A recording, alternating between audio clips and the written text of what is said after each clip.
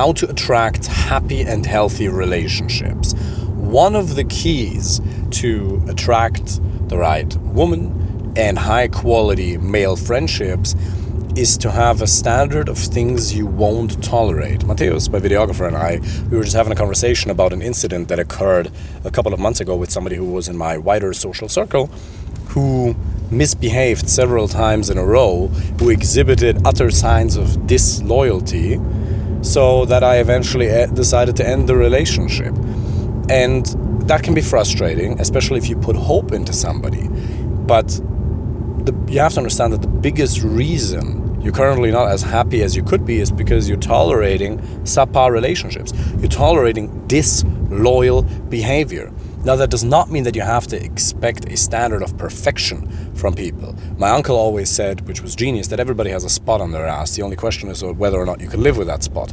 Being everybody's gonna have flaws, character flaws. You just have to determine whether those are deal breakers or not.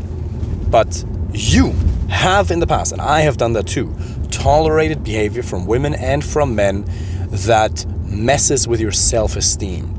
They disrespect you, they ask for too many favors, they get upset if you don't live up to their expectations.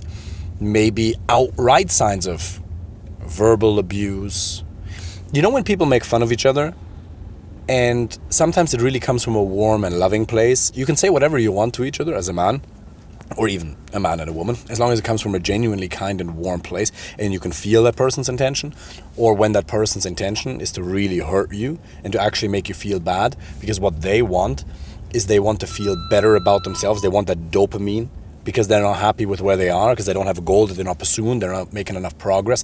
They're unhappy for some reason, so they want to get a little bit of dopamine, and they get that from having a little bit more status over you in that moment. So these things, they chip away at your self-esteem if you tolerate them, because a part of you knows that you shouldn't. And the part of you that has a need to be respected, and the part in you that has a desire to trust these people around you, loyalty and those things, that part manifests that discontent with either a sign of sadness, maybe anger, maybe stress. These negative quote-unquote emotions are all competencies that show you that you're currently experiencing things in your life that are subpar. And the longer you refuse to listen to those emotions and ask yourself, what needs inside of me are not being met, the longer you are going to suffer. Now you might ask, David, well, I don't have that many women in my life yet. I don't have that many dates. I don't have that big a choice yet of who to choose from for high quality male relationships.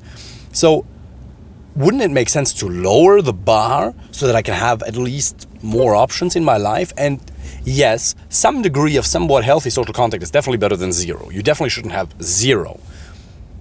But you do have to maintain the standard of what you're willing to tolerate and what you're not willing to tolerate, as if you already had all the options in the world, because for some reason, by maintaining this high standard of what you expect from the people around you, you will then attract those people into your life. It sounds a bit woo-woo, but it's only going to happen if you actually put yourself out there and use strategies the way that I've talked about in many of these videos. But by lowering the standard, you let the wrong people into your life. And Gary Vee said something that's actually really, really interesting. He said, if you're not feeling it, if you're not that excited about life right now, you're simply not spending enough time with the right people. You're not spending time with A players. And A players also doesn't just mean high performance and work ethic, but it means loyalty, kindness, a genuine desire to see you win. If they had a bad day and you tell them about a success you've had, because maybe you didn't know that they had a bad day, because otherwise that would be pretty uncalibrated. Are they still emotionally disciplined enough to be excited with you, for you?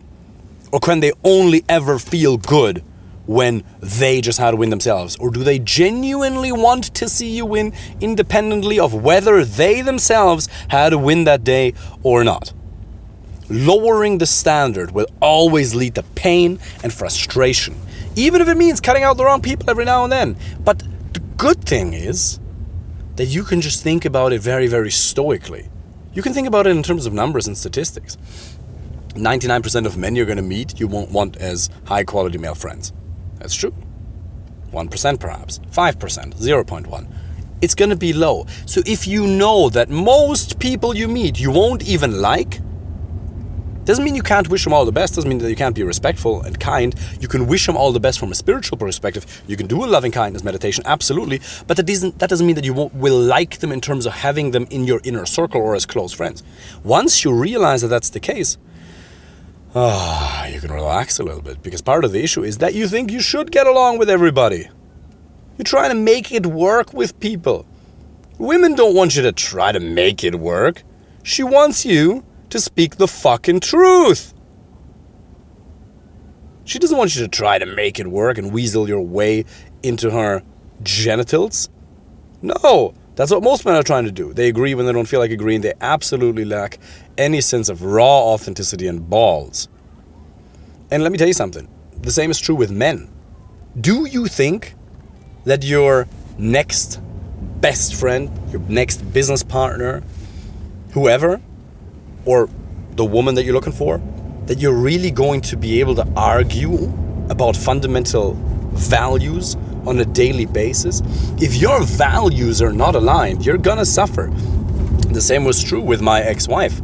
In my marriage, we argued about very fundamental things because I did not choose her from a variety of options. I did not choose her. I think the camera's a little bit like this. We might have to tilt it over there. Yeah. I did not choose her from a variety of options. I just stumbled into it. That's what most men do. Oh yeah, this man is all right, cool. I guarantee you, let me promise you something. You don't even know how much happiness you're missing out on by not having amazing people in your life. That doesn't mean they're going to be perfect. Everybody's going to piss you off at some point. That's fine. But having men that you truly have a lot of things in common with, like that, a woman that you really fundamentally have things in common with, you find physically attractive, all of that, man, that adds happiness beyond what you can actually imagine. Because you don't have to fake shit. Can you make the types of jokes you want to make, the politically incorrect stuff? Ooh, you might get offended. No, the right people won't get offended. Because one, they're not that easily offended and you have your values in common. And also because you're going to obviously say it from a warm, kind, and loving place. So what I'd like you to do is, first of all, again, go back to the 3 magic questions. Jorge Bucay. Las tres preguntas. My apologies, I'm butchering this. 3 questions. Who am I? Where am I going? And who would I like to have with me on that journey? Who am I? What must never be said about me at my funeral? What do I stand for? What am I willing to die for? Then, what do I want? Where am I going? What are my goals? What are my goals? Because, as Jordan Peterson says, if you don't have a goal, you have 0 positive emotion. You need a goal that you can aim towards, because progress equals happiness. You don't have to be at the final goal to feel alive, but making progress towards it is going to make you feel alive. So you need to know exactly where you're going. You need to know why you're going there so you can sustain it. You need to have high level, mid level, and lower self level motivation. And then you have to ask yourself, who would I like to have with me on that journey? What kind of men would I like? What must they never do? What are absolute disqualification criteria? Okay, alcoholics. Boom, can't be in my inner circle. Gone. Any other type of drug use? Too much. Okay, gone. Lack of education. Okay, gone. Jealousy. Okay, gone. And you ruthlessly disqualify.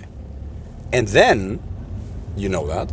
So you got the clarity. You want crystal clear clarity, and you can write pages upon that to prime your, Tony Robbins calls it, reticular activation system or selective focus, whatever you want to call it. And then you got to get out there. And then you start paying $200 to $300 a month for a gym, and then you meet people there. You go to a jiu-jitsu gym, you go to a boxing gym. These are fantastic people as places. You buy yourself into masterminds. For example, in my coaching program, it's a very, very pre-selected group of amazing men who are in there. Guys who are doing amazing things. Young and ambitious, old and rich, everything in between. Really kind. I'm looking for 2 things when it comes to clients. One, I want them to be kind and warm people. Second, ambitious/successful. Okay, it can be either or, right? Young and ambitious or old and successful, that's fine. But people who are doing something, who are alive, who are into personal development, those are my ideal clients, because I can make them successful so easily. I can help them find the right one so easily, right? Because they already have the meta habits in place in terms of learning, in terms of being able to put their ego aside.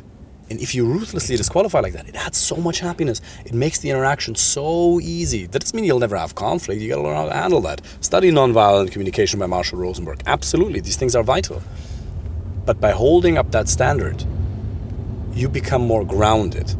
Stop tolerating BS behavior. And apply for a free initial consultation call. Wish you all the best. Take care.